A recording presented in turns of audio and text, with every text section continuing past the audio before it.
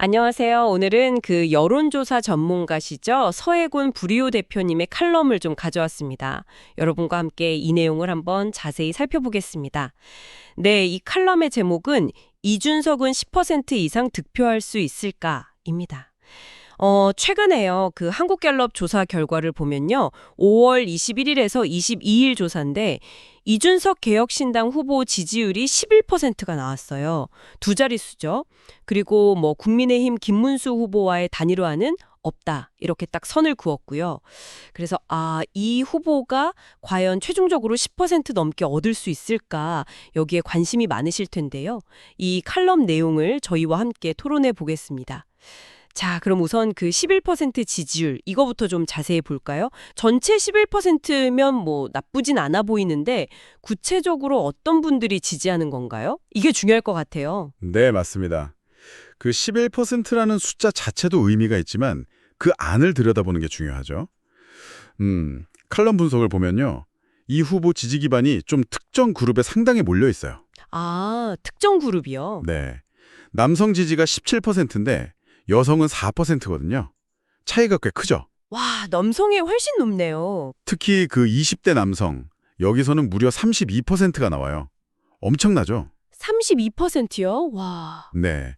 그리고 30대도 한 20% 정도로 비교적 높은 편이고요. 그런데 이제 40대 이상으로 가면 이게 확 5% 미만으로 뚝 떨어집니다. 그렇군요. 완전 젊은 남성층 중심이네요. 직업별로는 좀 어떤가요? 직업별로는 학생층 지지가 아주 두드러지는데요.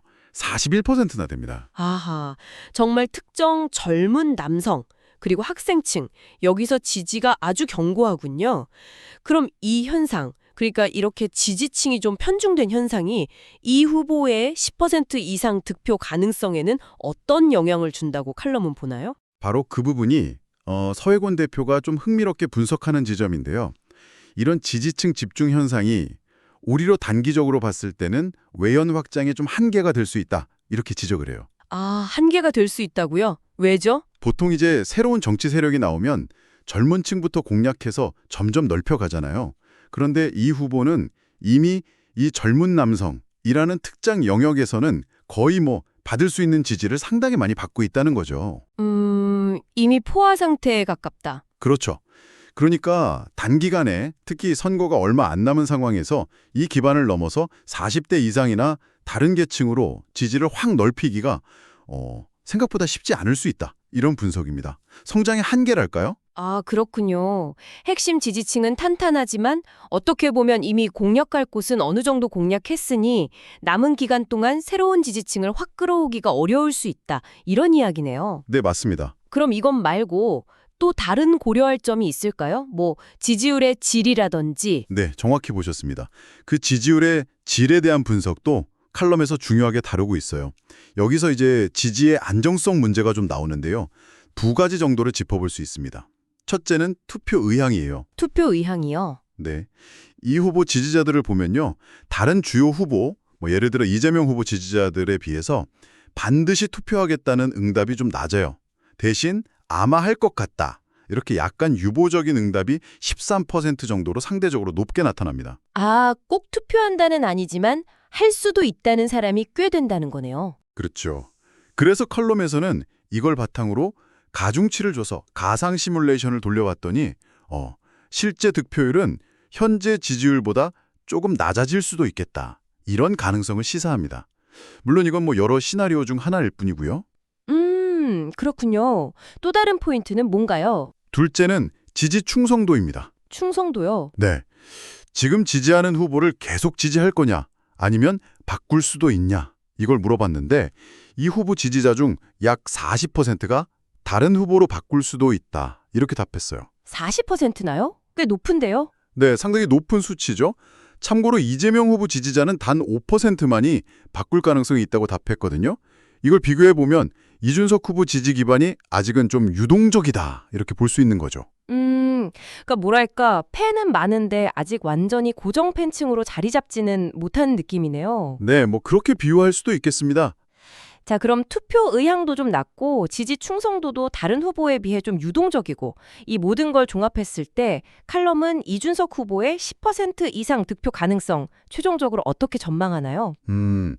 이런 분석들을 다 종합해서 큰 그림으로 보면요. 칼럼은 현재 시점의 데이터만 가지고는 10% 이상 득표를 막 낙관하기는 좀 어렵다. 이렇게 조심스럽게 결론을 내리고 있습니다. 좀 어렵다고 보는군요. 네. 물론 이건 어디까지나 지금 이 특정 시점의 한 조사 결과일 뿐이고요.